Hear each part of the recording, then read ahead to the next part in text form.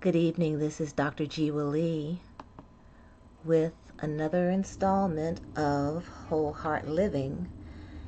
And today I wanted to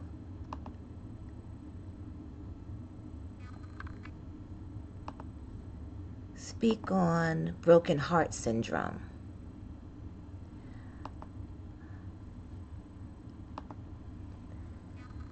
When you experience broken heart syndrome, usually it's because of a highly stressed situation, and not a stress situation having to do with exertion, but a stress situation that has everything to do with what you're thinking about.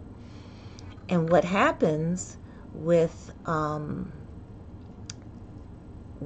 this syndrome is that the left ventricle, which is responsible for moving blood from the heart to the aorta, which is the major artery leaving the heart, becomes compromised in the sense that it starts enlarging at the bottom near the apex. In previous videos, we spoke of how the heart functions with each contraction and relaxation, and so we know that the top twists in one direction, the apex, and the apex, the bottom, twists in another direction. So with broken heart syndrome, what ends up happening is that the twisting motion of the heart at the bottom is not as prevalent, and it has to do everything with the amount of stress, stressful input, as far as the ruminating thoughts that take place that cause this to happen. The heart is not damaged with this, so unlike a regular heart attack where the cardiac enzymes, and these enzymes are biochemical markers that go into the bloodstream that come from damaged tissue in the heart, there's no elevated cardiac enzymes after broken heart syndrome. And more often than not, when someone experiences it, the heart goes back to its normal shape, and there's no real evidence that anything has taken place. However, there's a caveat here.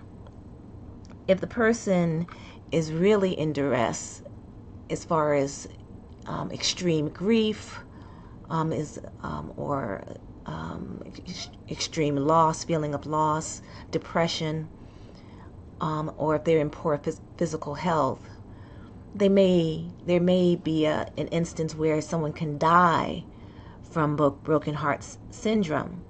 So I had a friend of mine, his mother passed away from cancer, leaving his father and himself and his brother behind. And his father was so grievous that exactly one day to the year he died. One day to the year of his wife's death, he died from a broken heart. His heart ended up failing. And more often than not, when these kind of things happen, it has to do with broken heart syndrome. The amount of stress that the low vibration thought puts on the heart, and which causes it to not function properly. So it is a sympathetic, a fight or flight response that instigates the dysfunction in the heart.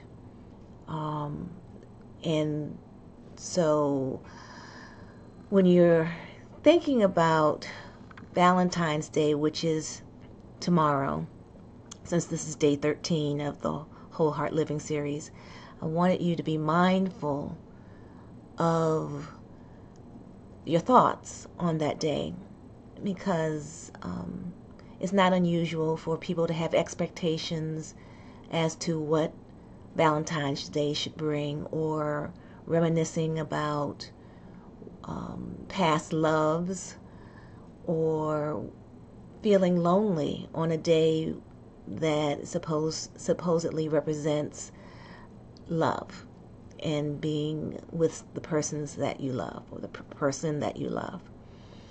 So allow yourself to think on happy thoughts. Go and watch movies that are uplifting. Listen to music that is soothing. Again, that 528 hertz music that I spoke of yesterday would be something great to put in, because it would elevate your heart in the proper vibration, and not one of a negative low vibration that's associated with a stress response. So hopefully this helps. And again, this is day 13 of the Whole Heart Living series, and we spoke on broken heart syndrome. And I wish you a happy Valentine's Day, and enjoy yourself, love yourself, so that you can share that love with other people. Okay, see you soon.